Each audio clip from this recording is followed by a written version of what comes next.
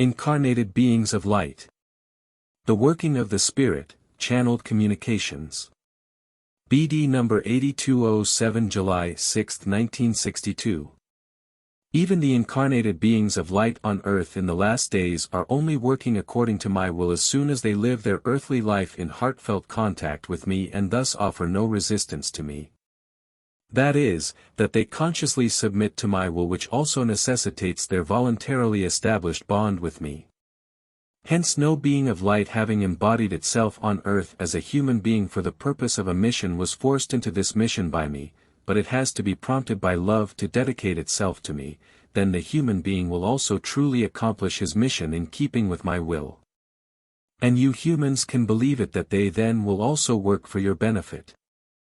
But always as a human being without knowing his origin, for such knowledge would neither be a blessing for the being of light, the human being, nor for the people it wants to help.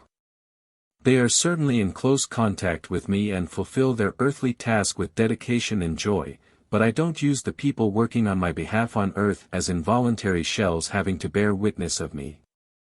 But such a human being, the embodied being of light, will completely voluntarily let my spirit work in him, and he will proclaim the truth, since his spiritual spark unites itself with the eternal Father Spirit, and thus he will speak according to my instructions, i.e., he will inform people of the spiritual knowledge which he is constantly receiving from me.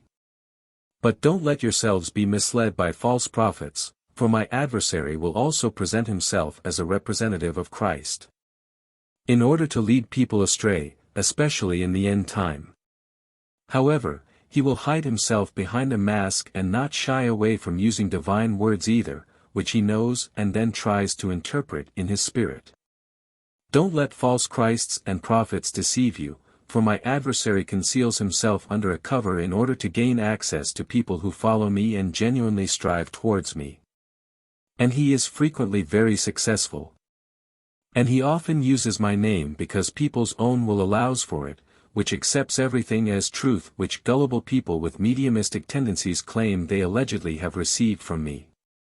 Make a distinction between the working of the Spirit in the human being and channeled communications, in which a person's own will is excluded and my adversary is offered the opportunity to work, which he is truly using well.